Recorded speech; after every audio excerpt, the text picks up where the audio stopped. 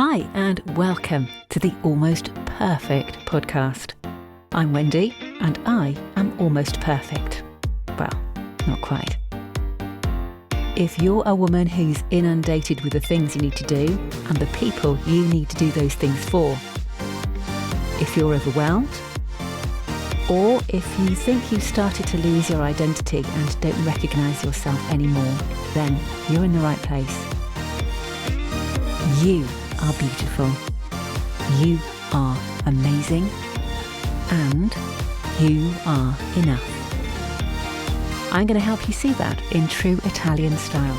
So come on in and let's have a chat. Hi and welcome to this edition of the Almost Perfect podcast. This one is going to be a little difficult for me. The last two I've done, I've been very, very excitable and in lots of laughing and joking. This one is a little bit more serious. It's going to be quite difficult for me. It will start off with a story. And then it will, after the story, it's a bit like Jackanory, really. If you're born in the 70s, you'll know about Jackanory. If you don't know about it, well, you're not as old as I am. But it starts off with the story, which is my story, or part of the story, not the whole story. You don't need to know all that. But it will also help to make sense of some of the other guests that will be coming on within the next couple of weeks. So here goes. This is my story, and I'll be back after this. It was a sweltering August afternoon, and I was standing in the lane outside my house. The postwoman had just delivered a letter, and I had been forced out into the sunshine from the dark, cool interior. The smell of wild oregano and the sound of crickets in the olive trees jolted me back into reality. I hated the heat, not just because it made me feel exhausted, but also because I stood out even more than usual in my inappropriate clothes. It was beach season. Not that I went to the beach. I was too fat.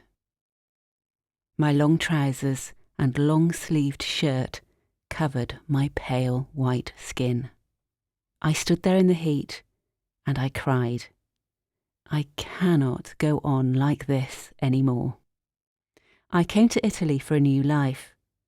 I feel so at home here, but all the food and drink I'm consuming is making my body even more shameful. I used to eat because I was stressed and angry. Now I eat because I'm happy and relaxed. There has to be something seriously wrong with me. I am a disgrace. I'm ugly. Nobody wants to look at me. I'm a failure. The same old thought pattern reared its ugly head again. I started yet another diet, promising myself that I would not give up until I dropped 4 dress sizes. I did achieve my goal, but it didn't make me happy. Instead of being slim and pretty, I was baggy and old. I still felt like a disgrace. I set yet another unrealistic goal. The thoughts and the diet carried on into winter. I denied myself the food I loved. Then I binged on everything that was bad for me. I began to think, to hell with this. This is how my life will always be. I've always been destined to be an ordinary, grey person, blending into the background of bright, shiny people who have perfect lives, perfect jobs, perfect homes, perfect health, perfect bodies. But the Italian way of life started to seep into my soul. I mixed with people who loved life, loved eating and being sociable. They had confidence in themselves and everything they did. They didn't live to work. They worked to live. Life was important. It didn't have to be perfect. Then, one day, during a training session for women entrepreneurs, it suddenly hit me. I love and deeply care for others. I'll help anyone who's unhappy or alone because I don't want them to feel as horrible as I do. But I am just as worthy of love and care as anyone else. I have to start putting myself first. I'm 50 years old and I deserve a life. I want to have fun. And from now on, I'm not perfect, but I am enough.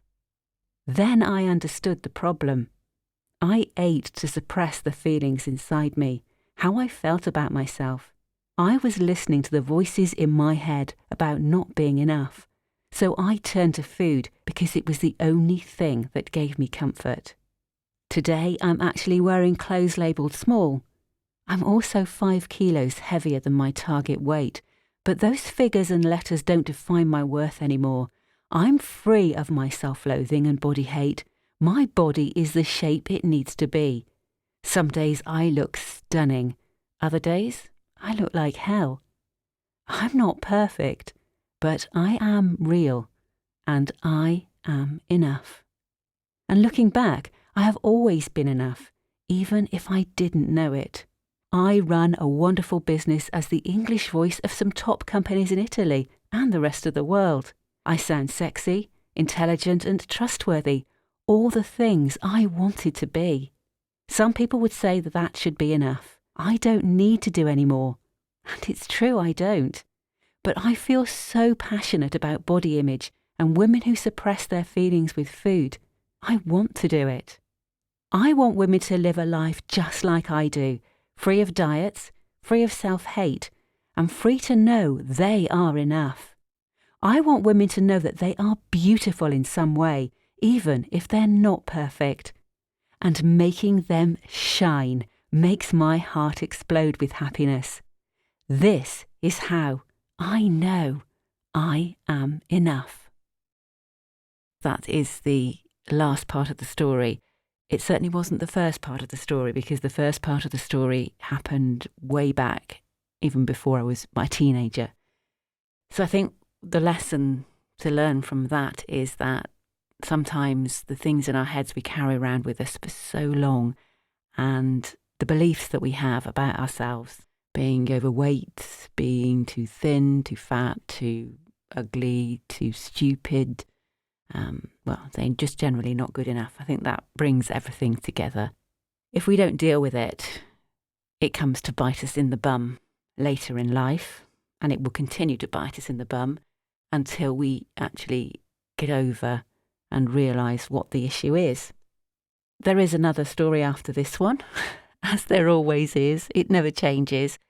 The newsletter that I brought out, I think actually it was February's newsletter, talks about another change which happened actually 2 years ago. So really it's an ongoing thing. Improving yourself, being kind to yourself, which is the next part of the story.